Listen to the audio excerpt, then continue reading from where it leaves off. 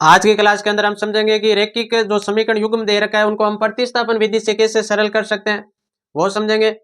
कि हमें कोई रैखिक समीकरण युग्म दे रखा है, उनको प्रतिस्थापन विधि से सरल करना है, तो प्रतिस्थापन विधि से हम किसी रैखिक समीकरण को कैसे सरल कर सकते हैं। तो यहाँ हमें दे रखा है, एक तो रैखिक समीकरण दे रखा है कि x प्लस वाई बराबर 14, एक तो दे रखा है ये। दूसरी हमें दे रखी है रैखिक समीकरण की x माइनस वाई बराबर 4, ये दे रखा है दूसरा। इसको हमें प्रतिस्थापन विधि से सरल करना है। तो आप चैनल पर नहीं हो तो चैनल को सब्सक्राइब जरूर करना, ताकि आने वाले प्रत्येक वीडियो की नोटिफिकेशन आपको मिल सके, और अपने दोस्तों के साथ शेयर जरूर करना। तो यहाँ पर समीकरण 1 और समीकरण 2 हमने मान ली, इसको हमें सरल करना है प्रतिस्थापन विधि से। और ये दोनों समीकरण है वो रैखिक समीकरण है, रैखिक समीकरण युग्म। युग्म का मतलब हो गया जोड़ा। इसको हमें प्रतिस्थापन विधि से सरल करना है। तो समीकरण 1 से मैं पहले y का मान निकालूंगा। तो समीकरण 1 मेरे को दे रखा है कि x प्लस वाई बराबर 14, ये दे रखा है। इससे मैं y का मान निकालूंगा। तो ये जो x है ये यहाँ पर प्लस का उधर जाएगा माइनस के अंदर, तो यहाँ पर y बराबर हो जाएगा 14 माइनस एक्स। ये हो गई समीकरण आपके 3। यहाँ पर ये x था, इसको बराबर के उस साइड भेजा तो ये माइनस का हो गया। तो अब मेरे को y बराबर प्राप्त हो गया कि 14 माइनस एक्स, ये मेरे को y का मान प्राप्त हो गया। अब इस y का मान को मैं समीकरण 2 में रखूंगा। तो यहाँ पर लिखूंगा समीकरण तो मैं y का मान रखने पर, समीकरण 2 में y का मान रखने पर, तो हमें समीकरण 2 दे रखी है यहाँ पर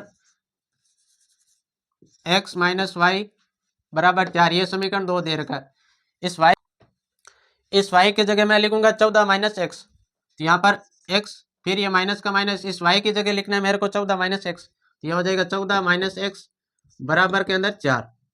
अब इसको सरल करते हैं। तो ये x का x, माइनस का माइनस, फिर 14 का 14, फिर माइनस माइनस, ये हो गए प्लस के x बराबर के अंदर हो जाएगा 4।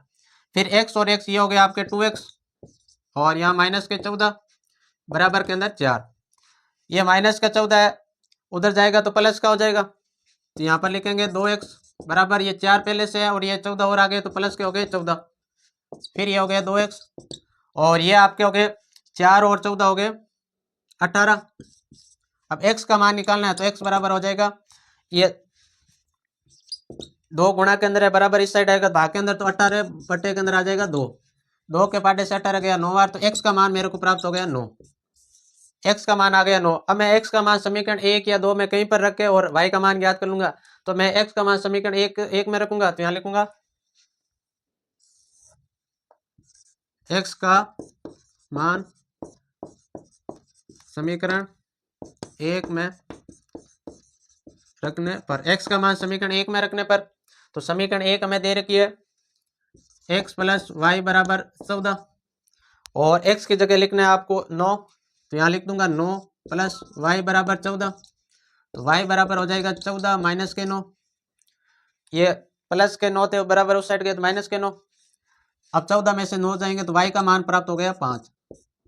y का मान प्राप्त हो गया 5 और x का मान प्राप्त हो गया 9। इस प्रकार हम किसी भी रैखिक समीकरण युग्म को प्रतिस्थापन विधि से सरल कर सकते हैं।